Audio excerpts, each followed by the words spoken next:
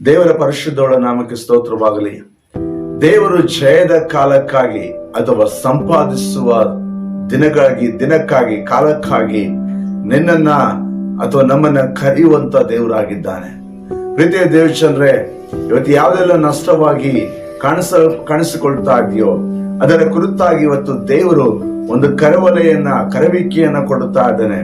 ಏನನ್ನೋದಾದ್ರೆ, ನಾವು ಯೋಬೆಲನ ಗ್ರಂಥ 1ನೇ ಅಧ್ಯಾಯ 13ನೇ ವಚನದಲ್ಲಿ ದೇವರ ವಾಕ್ಯ ಹೇಳ್ತದೆ, ಯಾಜಕರೇ ಗೋಣಿತಟ್ಟನ್ನು ಉಟ್ಟುಕೊಂಡು ಮೊರೆ ಇಡಿರಿ, ಯಜ್ಞವೇದಿಯ ಸೇವಕರೇ ಗೋಳಾಡಿರಿ, ನನ್ನ ದೇವರ ದಾಸರೇ ಬನ್ನಿರಿ, ಗೋಣಿತಟ್ಟನ್ನು ಸುತ್ತಿಕೊಂಡು ರಾತ್ರಿಯೆಲ್ಲ ಬಿದ್ದಿರಿ, ಧಾನ್ಯ ಪಾನ ನೈವೇದ್ಯಗಳು ನಿಮ್ಮ ದೇವರ ಆಲಯಕ್ಕೆ ಒದಗವು. ಹಲ್ಲೆಲೂಯ. ಪ್ರಿಯರೇ, ಯಾಕೆ ವಿಷಯವನ್ನ ದೇವರಲ್ಲಿ ಉಚ್ಚರಿಸ್ತಾ ಇದ್ದಾರೆ, ಕೂಗೀಗ ಎಚ್ಚರಿಸ್ತಾ ಇದ್ದಾರೆ? ಯಾಕೆ ಅನ್ನೋದಾದ್ರೆ, ಇವತ್ತು ದೇವರ ಆ ಸನ್ನಿಧಾನದಲ್ಲಿ ಧಾನ್ಯ ಪಾನದ ದ್ರವ್ಯಗಳು ಒದಗದೆ ಇರುವುದಕ್ಕೆ ಕಾರಣ ಏನು ಅಂತಂದ್ರೆ, ಇಲ್ಲಿ ಆದಂತ ಸನ್ನಿವೇಶಗಳು ಏನು, ಯಾಕೆ ದೇವರು ಯೋಬೆಲನ ಮೂಲಕವಾಗಿ ಈ ಸಂಗತಿಯನ್ನ ನಮಗೆ ಆತನು ಸಾರಿ ಹೇಳುವವನಾಗಿ ಕಾಣಿಸಿಕೊಳ್ತಾ ಇದ್ದಾನೆ ಅನ್ನೋದಾದ್ರೆ, ಪ್ರಿಯರೇ, ಯೋಬೆಲ ಅಂದ್ರೆ ಅರ್ಥ, ದೇವರ ವಾಕ್ಯದಲ್ಲಿ ಯೋಬೆಲ ಅಂದ್ರೆ ಅರ್ಥ ಯೆಹೋವನೇ ದೇವರು ಎಂಬುದಾಗಿ, ಯೆಹೋವನೇ ದೇವರು ಎಂಬುದಾಗಿ ಆ ಹೆಸರಿನ ಅರ್ಥವನ್ನು ಸೂಚಿಸ್ತಾ ಇದೆ. ಹಳೆ ಒಡಂಬಡಿಕೆಯಲ್ಲಿ ಸ್ನಾನಿಕನಾದ ಯೋಹಾನನಿಗೆ ಸಮಾನವಾಗಿ ಆ ಕರ್ತನ ಕರಗಳಲ್ಲಿ ಉಪಯೋಗಿಸಲ್ಪಟ್ಟಂತ ವ್ಯಕ್ತಿನೇ ಈ ಯೋಬೆಲನಾಗಿದ್ದಾನೆ. ಕಾರಣ ಯಾಕೆಂತಂದ್ರೆ, ಆ ದಿನಮಾನಗಳಲ್ಲಿ ಜನಗಳು ಅವರು ಭಯತಪ್ಪಿದವರಾಗಿ ದೇವರ ಸಮಕ್ಷೇಮದಿಂದ ದೂರ ಹೋದವರಾದ ಕಾರಣ ಅಲ್ಲಿ ಭಯಾನಕರವಾದಂತ ಆ ಮಿಡತೆಗಳಿಗೆ ಈ ಜನವು ಇದರ ಫಲವು ನಾಶವಾಗಿ ಹೋಗ್ತಾ ಇದೆ. ನಾವು ನೋಡುವಾಗ ನಾವು 12ನೇ ವಚನದಲ್ಲಿ 1ನೇ ಅಧ್ಯಾಯ ಯೋಬೆಲನ ಗ್ರಂಥ 1ನೇ ಅಧ್ಯಾಯ 12ನೇ ವಚನದಲ್ಲಿ ದೇವರ ವಾಕ್ಯ ಹೇಳ್ತದೆ, ದ್ರಾಕ್ಷಲತೆಯು ಆಶಾಭಂಗ ಪಟ್ಟಿದೆ, ಅಂಜೂರದ ಗಿಡವು ಕ್ಷೀಣವಾಗಿದೆ, ದಾಳಿಂಬೆ, ಖರ್ಜೂರ, ಸೇಬು ಅಂತೂ ಸಕಲ ವನವೃಕ್ಷಗಳು ಒಣಗಿವೆ, ಆನಂದವು ತಗ್ಗಿ ನರಜನ್ಮದವರಿಗೆ ತಪ್ಪಿ ಹೋಗಿದೆ. ಹಲ್ಲೆಲೂಯ. ಪ್ರಿಯರೇ, ಏನಾಗ್ತಾ ಇದೆ ಅಂತಂದ್ರೆ, ದಾಳಿಂಬ, ಖರ್ಜೂರ, ಸೇಬು ಅಂತೂ ಸಕಲ ವನವೃಕ್ಷಗಳು ಏನಾಗಿದವಂತೆ, ಒಣಗಿ ಹೋಗಿಬಿಟ್ಟಿದೆ. ಯಾವುದಕ್ಕಾಗಿ ಒಣಗಿ ಹೋಗ್ಬಿಟ್ಟಿದೆ? ಏನಕ್ಕಾಗಿ ಒಣಗಿ ಹೋಗ್ಬಿಟ್ಟಿದೆ? ಆ ಒಣಗಿ ಹೋಗುವುದಕ್ಕೆ ಕಾರಣ ಏನು ಅನ್ನೋದಾದ್ರೆ, ಮಿಡತೆಗಳ ದಂಡು ಅಲ್ಲಿ ಆ ಫಲಗಳ ಮೇಲೆ ಮುತ್ತಿಕೊಳ್ತಾ ಇದೆ. ಮಿಡತೆಗಳ ದಂಡು ಅಲ್ಲಿ ಮುತ್ತಿಕೊಳ್ತಾ ಇದೆ. ಪ್ರೇರೆ, ಅಲ್ಲಿ ಹೇಳ್ತದೆ, ಹಿರಿಯರುಗಳು ಎಂದು ಕಾಣದ ನೋಡಿ ಅರಿಯದಂತ ಸಂಗತಿ ಆ ಮಿಡತೆಗಳ ದಂಡು ಅಲ್ಲಿ ಮುತ್ತಿಕೊಳ್ತಿ ಎಂಬುದಾಗಿ ನಾವು ನೋಡ್ತೇವೆ. ಬೇರೆ ನಾಲ್ಕು ವಿಧವಾದ ಮಿಡತೆಯ ದಂಡು ಅಲ್ಲಿ ಮುತ್ತಿಕೊಳ್ಳುವುದನ್ನು ನಾವು ನೋಡ್ತಾ ಇದ್ದೇವೆ. ಒಂದು ಮಿಡತೆನ 4 ಹಂತದಲ್ಲಿ ಆ ಮಿಡತೆಗಳು ಆ ಫಲಗಳನ್ನು ಮುತ್ತಿಕೊಳ್ಳುವ ನಿಮಿತ್ತವಾಗಿ ಅಲ್ಲಿ ಫಲ ಕಾಣಲಿಲ್ಲ ಎಂಬುದಾಗಿ ನಾವು ದೇವರ ವಾಕ್ಯದಲ್ಲೂ ನೋಡ್ತೇವೆ. ಪ್ರೀತಿಯ ದೇವಚಂದ್ರೆ, ಏನಾಗಿದೆ ಅಂತಂದ್ರೆ, 4 ವಿಧವಾದ ಮಿಡತೆಗಳ ದಂಡು ಅಂತ ಅನ್ನೋದಾದ್ರೆ, ಯಾವ ವಿಧವಾದ ಹಂತಗಳಲ್ಲಿ ಅವು ಮುತ್ತಿಕೊಂಡು ಅನ್ನೋದಾದ್ರೆ, ಕಡಿಯುವ ಮಿಡತೆ, ನಂತರವಾಗಿ ಮುತ್ತಿಕೊಳ್ಳುವ ಮಿಡತೆ ದಂಡು, ಆ ರೀತಿಯಾಗಿ ನೆಕ್ಕುವ ಮಿಡತೆಯ ದಂಡುಗಳು, ಅದು ಮಾತ್ರವಲ್ಲದೆ ನುಂಗುವ ಮಿಡತೆಯ ದಂಡುಗಳು ಮುತ್ತಿಕೊಂಡವು, ಆ ಫಲಗಳನ್ನು ನಾಶ ಮಾಡಿದವು ಎಂಬುದಾಗಿ ಯೋಬೆಲನು ತನ್ನ ದರ್ಶನದಲ್ಲಿ ನೋಡಿ ಹೇಳ್ತಾ ಇದ್ದಾನೆ.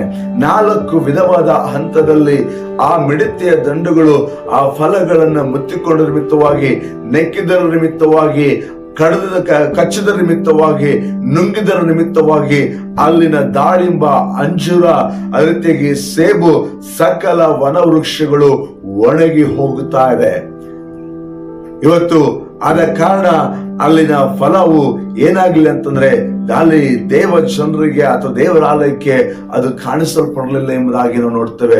ಪ್ರೀತಿ ದೇವಚಂದ್ರೆ, ಇವತ್ತು ಅಂತ 4 ವಿಧವಾದ ಆ ಮಿಡತೆಯ ದಂಡು ಯಾವುದು ಅನ್ನೋದಾದ್ರೆ, ಆ ದಿನಗಳಲ್ಲಿ 4 ಸಾರ್ವತ್ರಿಕ ಸಾಮ್ರಾಜ್ಯಗಳನ್ನು ಒಳಗೊಂಡಂತ ಅಥವಾ ಸೂಚಿಸಿದಂತ ಬಾಬೆಲ್, ಮೇದ್ಯ, ಆಮೇಲೆ ಪಾರಸಿಯ, ನಂತರವಾಗಿ ಗ್ರೀಸ್, ಮತ್ತು ರೋಮ್ ಸಾಮ್ರಾಜ್ಯ ಇವುಗಳು ಮುತ್ತಿಕೊಂಡು ಹಾಳು ಮಾಡಿಬಿಟ್ಟವು.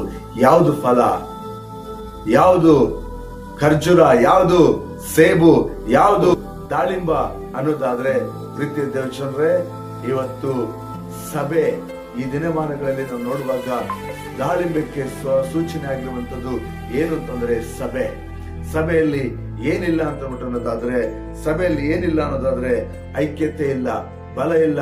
ದಾಳಿಂಬೆ ಅನ್ನೋದು ನಾವು ನೋಡುವಾಗ ಅದು ಸಂಪೂರ್ಣವಾಗಿರ್ತದೆ. ಅದರ ಒಳಗಿನ ಹಣ್ಣುಗಳನ್ನು ನೋಡುವಾಗ ಅದು ಒಂದಕ್ಕೊಂದು ಜೋಡಣೆಯಾಗಿ ಐಕ್ಯವಾಗಿ ಭದ್ರವಾಗಿ ಅದು ಇಡಲ್ಪಡುವಂತದ್ದಾಗಿರ್ತದೆ. ಇವತ್ತು ಅದು ಮಾತ್ರವಲ್ಲದೆ ದಾಳಿಂಬೆಯ ಹಣ್ಣುಗಳಲ್ಲಿರುವಂತ ಆ ಒಂದು ಸತ್ವ ಏನಂತಂದ್ರೆ, ಅದರ ಹಣ್ಣಿನ ಒಂದು ಕಾರ್ಯವೈಖರಿ ಏನಂತಂದ್ರೆ, ಆ ರಕ್ತಹೀನತೆಯನ್ನ ಹೋಗಲಾಡಿಸುವಂಥದ್ದು, ಹೃದಯದ ಸಮಸ್ಯೆಯನ್ನ ಹೋಗಲಾಡಿಸುವಂಥದ್ದು ದಾಳಿಂಬೆಯ ಹಣ್ಣಿಗೆ ಆ ಶಕ್ತಿ ಇರುವಂತದ್ದಾಗಿರ್ತದೆ. ಇವತ್ತು ಐಕ್ಯತೆಯಲ್ಲಿ ಬಲದಲ್ಲಿ ಬಲಹೀನತೆಯನ್ನು ಓಡಿಸಿ ಶತ್ರುವಿನ ಮೇಲೆ ಜಯವನ್ನ ಸಾಧಿಸುವುದಕ್ಕೆ ಸೂಚನೆ ಆಗಿರುವಂತ ದಾಳಿಂಬ ಹಣ್ಣು ಏನಾಗ್ತಿದೆ ಅಂತಂದ್ರೆ ಇಲ್ಲದಂತ ಆಗ್ತಾ ಇದೆ. ಖರ್ಜೂರ ಯಾವುದಕ್ಕೆ ಸೂಚನೆ ಹೋಗ್ತಿದೆ ಅಂತಂದ್ರೆ ನೀತಿಗೆ ಸೂಚನೆಯಾಗಿ ಖರ್ಜೂರ ಮರವು, ಖರ್ಜೂರದ ಹಣ್ಣು ಕಾಣಿಸಲ್ಪಡ್ತಾರೆ. ಬೇರೆ ನೀತಿವಂತನು ನಂಬಿಕೆಯಿಂದಲೇ ಬದುಕ್ತಾನೆ, ಅವನು ಖರ್ಜೂರದ ಮರದಂತೆ ಬೆಳಿತಾನೆ ಎಂಬುದಾಗಿ ದೇವರ ವಾಕ್ಯದಲ್ಲಿ ನೋಡ್ತೇವೆ. ಖರ್ಜೂರದ ಮರವು ಅದಕ್ಕೆ ಎಷ್ಟು ಸಾಮರ್ಥ್ಯ ಅನ್ನೋದಾದ್ರೆ, ಮರುಭೂಮಿಯಲ್ಲಿ ಸಹಿತ ಬೆಳೆದು ಫಲವನ್ನು ಕೊಡುವಷ್ಟು ಸಾಮರ್ಥ್ಯ ಖರ್ಜೂರ ಮರಕ್ಕಿದೆ. ಇವತ್ತು ನೀತಿವಂತನು ಎಂತದೇ ಸಂಭವಗಳನ್ನ, ಸಂಕಟಗಳನ್ನ ಅನುಭವಿಸಿದಾಗಿ ಸಹಿತ ಕರ್ತನಿಗಾಗಿ, ಆತನ ನಾಮ ಮಹಿಮೆಗಾಗಿ ಕಾಣಿಸಲ್ಪಡುವಂತವನೇ ನೀತಿವಂತನು. ಖರ್ಜೂರದ ಹಣ್ಣಿಗೆ ಸೂಚನೆಯಾಗಿರುವಂತವನು. ಪ್ರೀತಿಯ ದೇವಚಂದ್ರೆ ಅಂತದಿಲ್ಲ. ಸೇಬೆ ಹಣ್ಣನ್ನು ನೋಡುವಾಗ ಸೇಬೆ ಹಣ್ಣಿನಲ್ಲಿ ಏನಿದೆ ಅಂತ ಅನ್ನೋದಾದ್ರೆ, ಅದರಲ್ಲಿ ಸುಸ್ತನ್ನ ಹೋಗಲಾಡಿಸುವಂತ ಒಂದು ಸತ್ವ, ಸಾರಾಂಶ ಅದರಲ್ಲಿದೆ. ಅದರಲ್ಲಿ ಆ ರಕ್ತಹೀನತೆ ಅಥವಾ ಶರೀರವು ಬಲಹೀನವಾದಾಗ ಅಥವಾ ಆ ಶರೀರವು ಆ ಬಾಯಿಯು ಒಣಗಿ ಹೋದಂತ ಸಂದರ್ಭಗಳಲ್ಲಿ ಒಳ್ಳೆಯ ಆ ಸತ್ವವನ್ನ ಸಾರಾಂಶವನ್ನು ಉಂಟು ಮಾಡುವುದಕ್ಕೆ ಸೂಚನೆಯಾಗಿ ಸೇಬೆ ಹಣ್ಣಿದೆ. ಅದು ಪವಿತ್ರಾತ್ಮನಿಗೆ ಹೋಲಿಕೆ ಆಗಿದೆ. ಪವಿತ್ರಾತ್ಮನು ಏನ್ ಮಾಡ್ತಾನೆ ನಮ್ಮ ಜೀವಿತದಲ್ಲಿ ನಮಗೆ ಬಲವನ್ನ, ಮಾತ್ರವಲ್ಲದೆ ಒಳ್ಳೆಯ ಪ್ರೇರೇಪಣೆಗಳನ್ನ, ಅಥವಾ ಮಾತ್ರವಲ್ಲದೆ ನಾವು ಮುನ್ನುಗ್ಗುವುದಕ್ಕೆ ಮಾರ್ಗಗಳನ್ನ ತೋರಿಸೋದ್ರ ಮೂಲಕ ಒಬ್ಬ ಮನುಷ್ಯನು ಅವನು ಮುಂದೆ ಹೋಗುವುದಕ್ಕೆ ಸೂಚನೆ ಆಗಿದೆ.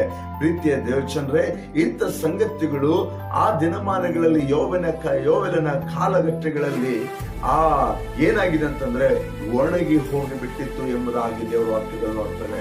ಒಣಗಿ ಹೋಗಿಬಿಟ್ಟಿತ್ತು. ದಾಳಿಂಬ, ಖರ್ಜೂರ, ಸೇಬು, ಸಕಲ ವನ ವೃಕ್ಷಗಳು ಒಣಗಿ ಹೋಗಿಬಿಟ್ಟಿತ್ತು. ಆದ ಕಾರಣವೇ ಅಲ್ಲಿನ ಜನಗಳು ಸಂತೋಷವಾಗಿ ಜೀವಿಸಲಿಕ್ಕೆ ಸಾಧ್ಯ ಆಗಲಿಲ್ಲ. ಆಲಯದಲ್ಲಿ ಏನಾಗಲಿರುತ್ತೆ, ಧಾನ್ಯ ಪಾನ ನೈವೇದ್ಯಗಳು ನಿಮ್ಮ ದೇವರ ಆಲಯಕ್ಕೆ ಒದಗದ ರೀತಿಯಲ್ಲಿ ಆಗಿಬಿಟ್ಟಿತ್ತು. ಆದ ಕಾರಣ ಯೋವೆಲನ ಮೂಲಕವಾಗಿ ದೇವರು ಏನ್ ಹೇಳ್ತಾರೆ ಅಂತಂದ್ರೆ, ಯಾಜಕರೇ ಗೋಣಿ ತಟ್ಟನ್ನು ಉಟ್ಟುಕೊಂಡು ಮೊರೆ ಇಡಿರಿ, ಯಜ್ಞವೇದಿಯ ಸೇವಕರೇ ಓಡಾಡಿರಿ. ನಾವ್ ಹೇಳ್ಬೋದು, ಈಗ ನೀನ್ ಹೇಳ್ಬೋದು, ನಾನು ಯಾಜಕನಲ್ವಲ್ಲ, ನಾನು ಸೇವಕನಲ್ವಲ್ಲ ಎಂಬುದಾಗಿ. ಪ್ರೀತಿಯ ದೇವಜನರೇ, ಹೊಸ ಒಡಂಬಡಿಕೆಯಲ್ಲಿ ನಾವು ನೋಡುವಾಗ ಪೇತ್ರನ ಗ್ರಂಥದಲ್ಲಿ 2:9 ದೇವರಾದುಕೊಂಡ ಜನಾಂಗವು ಯಾವಾಗ ಮೀಸಲಾದ ಸ್ವಕೀಯ ಪ್ರಜೆಗಳು ಎಂಬುದಾಗಿ ದೇವರು ವಾಕ್ಯ ಹೇಳ್ತದೆ. ಇವತ್ತು ನಾನೊಬ್ಬ ಯಾಜಕನು ಅನ್ನೋದನ್ನು ನೀನು ಮರಿಬೇಡ, ನಾನು ರಾಜವಂಶಸ್ಥನಾದವನೆಂಬುದಾಗಿ ಮರಿಬೇಡ. ಇವತ್ತು ನಿನಗೂ ಸಹಿತ ಕರ್ತನು ಕರವೊಲೆಯನ್ನು ಕೊಡ್ತಾ ಇದ್ದಾರೆ. ಆತನ ಸನ್ನಿಧಾನದಲ್ಲಿ ಬಂದು ಗೋಣಿತಟ್ಟನ್ನ ಅಂದ್ರೆ ತಮ್ಮನ್ನು ತಾವು ತಗ್ಗಿಸಿಕೊಂಡು ಕರ್ತನ ಸನ್ನಿಧಾನದಲ್ಲಿ ಮೊರೆ ಇಡುವಾಗ, ಪ್ರಾರ್ಥಿಸುವಾಗ ಜಯದ ಕಾರ್ಯಗಳು ನಮ್ಮ ಜೀವಿತದಲ್ಲಿ, ನಿನ್ನ ಜೀವಿತದಲ್ಲಿ, ನಿನ್ನ ಕುಟುಂಬದಲ್ಲಿ, ಸಭೆಯಲ್ಲಿ, ಸೇವೆಯಲ್ಲಿ ಕಾಣಿಸಿಕೊಳ್ಳುವಂತದ್ದಾಗಿರ್ತದೆ. ಪ್ರೀತಿಯ ದೇವ ಮಕ್ಕಳೇ, ಇವತ್ತು ನಾನೊಬ್ಬ ಯಾಜಕನಲ್ಲ, ಸೇವಕನಲ್ಲ, ನನಗೆ ಜವಾಬ್ದಾರಿ ಇಲ್ಲ ಎಂಬುದಾಗಿ ತಪ್ಪಿಸಿಕೊಳ್ಳುವುದಕ್ಕೆ ಅವಕಾಶ ನಿನಗಿಲ್ಲ. ದೇವರ ಸನ್ನಿಧಾನದಲ್ಲಿ, ದೇವ ಸಮ್ಮುಖದಲ್ಲಿ ಕಾಣಿಸಿಕೊಳ್ಳುವುದರ ಮೂಲಕ ದೇವರು ನಿನ್ನಿಂದಲೂ ನಿನ್ನ ಮೂಲಕವಾಗಿಯೂ ಜಯವನ್ನು ಕೊಡುವುದಕ್ಕೆ, ತಿರುಗಿ ಕಳೆದು ಹೋದದನ್ನ, ಒಣಗಿ ಹೋದದನ್ನ ಸಂಪಾದಿಸಿಕೊಳ್ಳುವುದಕ್ಕೆ ಕರ್ತನು ನಿನ್ನನ್ನ ಇವತ್ತು ಕರೀತಾ ಇದ್ದಾನೆಂದರಲ್ಲಿ ನೀನು ಮರಿಬೇಡ. ಈ ದಿನ ದೇವರ ಸಮಕ್ಷೇಮದಲ್ಲಿ ಕಾಣಿಸಿಕೊಳ್ಳುವುದಕ್ಕೆ ಬದ್ಧನಾಗು. ಇವತ್ತು ನಿನ್ನ ಕುಟುಂಬದಲ್ಲಿ ಹಾಳಾಗಿ ಹೋಗ್ತಾರಂತ ಸನ್ನಿವೇಶ, ನಿನ್ನ ಮಕ್ಕಳು ಹಾಳಾಗಿ ಹೋಗ್ತಾರಂತ ಸನ್ನಿವೇಶ, ನಿನ್ನ ಬಿಸಿನೆಸ್, ನಿನ್ನ ಕುಟುಂಬ, ನಿನ್ನ ಅದು ಸಂತೋಷ, ಸಮಾಧಾನ, ನಿನ್ನ ಸಂಸಾರ ಹಾಳು ಹೋಗ್ತಾ ಇರುವಂತ ಸನ್ನಿವೇಶ ಇದಾಗಿರ್ಬಹುದು. ಮಿಡತೆಯ ದಂಡುಗಳು ಮುತ್ತಿಕೊಳ್ತಾ ಇರ್ಬೋದು, ಅಸಮಾಧಾನಗಳನ್ನ ಮಿಡತೆ ಆಗಿರ್ಬೋದು, ಸಾಲನ ಮಿಡತೆ ಆಗಿರ್ಬೋದು, ದ್ವೇಷನ ಮಿಡತೆ ಆಗಿರ್ಬೋದು, ಅಸೂಯನ ಮಿಡತೆ ಆಗಿರ್ಬೋದು, ಅಪಮಾನ ಅಂತ ಮಿಡತೆ ಆಗಿರ್ಬೋದು, ನಿಂದನೆ ಎಂಬ ಮಿಡತೆ ಆಗಿರ್ಬೋದು. ಇದೆಲ್ಲವನ್ನ ನನ್ನ ದೇವರು ಮಾತ್ರವಲ್ಲದೆ ನಾನು ಆರಾಧಿಸುವ ಯೇಸು ಕ್ರಿಸ್ತನು ಆ ಮಿಡತೆಯ ದಂಡನ್ನ ನಾಶಪಡಿಸಿ ಪುನಃ ನಮ್ಮ ಫಲಗಳು, ನಮ್ಮ ಪೈರುಗಳು, ನಿಮ್ಮ ಪೈರುಗಳು ಅದು ಪುನರ್ಜೀವನಗೊಳ್ಳುವಂತೆ, ಮಾತ್ರವಲ್ಲದೆ ಅದು ಚಿಗುರಿ ಒಡೆಯುವಂತೆ ಕರ್ತನು ಆಶೀರ್ವಾದವನ್ನ ಸುರಿಸುವವನಾಗಿದ್ದಾನೆ. ಇವತ್ತು ಆತನ ಸಮಕ್ಷೇಮದಲ್ಲಿ ಬರುವುದಕ್ಕೆ ನೀನು ಮನಸ್ಸುಳ್ಳವನಾಗಿದೆಯಾ? ಯೆಹೋವನೇ ದೇವರು. ಯೋವೇಲ್ ಎಂಬ ಹೆಸರಿನ ಅರ್ಥ ಯೆಹೋವನೇ ದೇವರು ಅಂದ್ರೆ ಅದರ ಅರ್ಥ ಆತನಲ್ಲದೆ ಬೇರೆ ದೇವರಿಲ್ಲ, ಆತನ ಮೂಲಕವಲ್ಲದೆ ಬೇರೊಬ್ಬರು ಮಾಡ್ಲಿಕ್ಕೆ ಸಾಧ್ಯ ಇಲ್ಲ. ಇವತ್ತು ದೇವರು ನಿನ್ನನ್ನ ಅದು ಕರೆಯುವನಾಗಿದ್ದಾನೆ. ಪ್ರೀತಿಯ ಜನರೇ, ಈ 1ನೇ ಅಧ್ಯಾಯದಲ್ಲಿ ದೇವರ ಸಮಕ್ಷೇಮದಲ್ಲಿ ಕಂಡಂತ ಜನ ಸಮೂಹವು 2ನೇ ಅಧ್ಯಾಯದಲ್ಲಿ ಅವರ ಪಶ್ಚಾತ್ತಾಪವನ್ನು ಪಟ್ಟದ ನಿಮಿತ್ತವಾಗಿ ದೇವ್ರ ವಾಕ್ಯ ಹೇಳ್ತದೆ, ದೇವ್ರ ವಾಗ್ದಾನವನ್ನ ಮಾಡಿ ಅಲ್ಲಿ 2ನೇ ಅಧ್ಯಾಯ 28ನೇ ವಚನದಲ್ಲಿ ಇರ್ತದೆ, ಅಲ್ಲಿ ತನ್ನ ಆತ್ಮನನ್ನ ಸುರಿಸುವುದರ ಮೂಲಕ ಕಾರ್ಯಗಳನ್ನ ಅದು ಸಾಧಕವಾಗಿ ಮಾಡಿ ಮಾತ್ರವಲ್ಲದೆ ಜಯದ ಕಾರ್ಯಗಳನ್ನು ಉಂಟು ಮಾಡಿ ಸಂಪಾದನೆ ಮಾಡಿಕೊಳ್ಳುವ ಹಾಗೆ ದೇವರು ಮಾಡಿದ್ರು. ಇವತ್ತು ನಿನ್ನ ಜೀವಿತದಲ್ಲಿ ಅದಾಗಬೇಕು ಅನ್ನೋದಾದ್ರೆ ಪ್ರೀತಿಯ ದೇವಚಂದ್ರೆ, ಅವತ್ತು ಆ ಆತ್ಮನ ಸುರಿಸುವಿಕೆಗಾಗಿ ದೇವರು ವಾಗ್ದಾನ ಮಾಡಿದ್ರು. ಇವತ್ತು ಅಪೊಸ್ತಲರ ಕೃತ್ಯದಲ್ಲಿ ನೋಡುವ ಪ್ರಕಾರ, 2ನೇ ಅಧ್ಯಾಯದಲ್ಲಿ ನೋಡುವ ಪ್ರಕಾರ ದೇವರು ತನ್ನ ಆತ್ಮನನ್ನ ನಮ್ಮ ಮೇಲೆ ಆ ಪಂಚಶತಮದ ದಿನದಂದು ಸುರಿಸಿದವನಾಗಿದ್ದಾನೆ. ಇವತ್ತು ಆ ಪವಿತ್ರಾತ್ಮನ ಮೂಲಕವಾಗಿ ನಮ್ಮನ್ನ ಬಲಪಡಿಸುವ ಕರ್ತನ ಮೂಲಕವಾಗಿ, ಆತ್ಮನ ಮೂಲಕವಾಗಿ ಎಲ್ಲವನ್ನ ಜಯಿಸುವ ಅಧಿಕಾರವನ್ನ, ಶಕ್ತಿಯನ್ನ ಕೊಟ್ಟ ದೇವರ ಮೊರೆಯನ್ನು ಹೊಕ್ಕಿ ಆತನ ಬಲವನ್ನು ಆಶ್ರಯಿಸಿಕೊಂಡವರಾಗಿ ನಾವು ನೀನು ಸಂಪಾದಿಸಿಕೊಳ್ಳುವುದಕ್ಕೆ ಶತ್ರು ನುಂಗಿದಂತ ಪ್ರತಿ ಕಾರ್ಯಗಳನ್ನ, ಪ್ರತಿ ಫಲಗಳನ್ನ ತಿರುಗಿ ಪುನರ್ಜೀವನವನ್ನ ನಿನ್ನ ಜೀವಿತದಲ್ಲಿ, ನಿನ್ನ ಕುಟುಂಬದಲ್ಲಿ, ಸಭೆಯಲ್ಲಿ, ಸೇವೆಯಲ್ಲಿ ಸಂಪಾದನೆ ಮಾಡಿಕೊಳ್ಳುವುದಕ್ಕೆ ಇವತ್ತು ನಿನಗೆ ಮನಸ್ಸಿದೆಯಾ? ಹಾಗಾದರೆ ಯೆಹೋವನೇ ದೇವರು ಕಾರ್ಯವನ್ನ ಮಾಡಲಿಕ್ಕೆ ಶಕ್ತನಾಗಿದ್ದಾನೆ. ಆತನ ಬಳಿಗೆ ಬರುವುದಕ್ಕೆ ಸಂತೋಷ ಪಡುತ್ತಾ ಆತನ ಬಳಿಗೆ ಬಂದು ಬಿಡು. ದೇವರು ನಿನ್ನ ಜೀವಿತದಲ್ಲಿ ಜಯವನ್ನ ಮಾತ್ರವಲ್ಲದೆ ಸಂಪಾದನೆಯನ್ನ ಕೂಡಿಸಿಕೊಡುವವನಾಗಿದ್ದಾನೆ. ಯೇಸು ಕ್ರಿಸ್ತನು ನಿನ್ನನ್ನ ಕರೀತಾ ಇದ್ದಾನೆ. ಎಲೆ ಹೊರವತ್ತವರೇ, ಕಷ್ಟಪಡುವವರೇ, ನೀವೆಲ್ಲರೂ ನನ್ನ ಬಳಿಗೆ ಬಂದ್ರೆ ನಾನು ನಿಮಗೆ ವಿಶ್ರಾಂತಿಯನ್ನ ಕೊಡ್ತೇನೆ ಎಂಬುದಾಗಿ. ಇವತ್ತು ನಿನ್ನ ಜೀವಿತದಲ್ಲಿ ವಿಶ್ರಾಂತಿ, ಸಮಾಧಾನ, ಫಲಭರಿತವಾದ ಜೀವನ, ಪಾಪದಿಂದ ಬಿಡುಗಡೆ ಹೊಂದಿದ ಜೀವನ, ಸಂತೋಷಕರವಾದ ಕುಟುಂಬದ ಜೀವನ, ಸಮೃದ್ಧಿಕರವಾದ ಬಿಸಿನೆಸ್, ವ್ಯಾಪಾರ, ಹೊಲ ಬೆಳೆಗಳ ಜೀವನವನ್ನ ನಡೆಸಬೇಕಾ? ಹಾಗಾದ್ರೆ ನಿನಗೋಸ್ಕರವಾಗಿ ಪ್ರಾಣವನ್ನು ಕೊಟ್ಟು ರಕ್ತವನ್ನು ಸುರಿಸಿ 3ನೇ ದಿವಸ ಮೃತ್ಯುಂಜಯನಾಗಿ ಎದ್ದು ಬಂದ ಯೇಸುವಿನ ಬಳಿಗೆ ಬರುವುದಾದರೆ ಯೇಸು ನಿನ್ನ ಜೀವಿತವನ್ನ ಅತ್ಯಧಿಕವಾಗಿ ಸಂರಕ್ಷಿಸಿ ಆಶೀರ್ವದಿಸಿ ನಡೆಸುವವನಾಗಿದ್ದಾನೆ.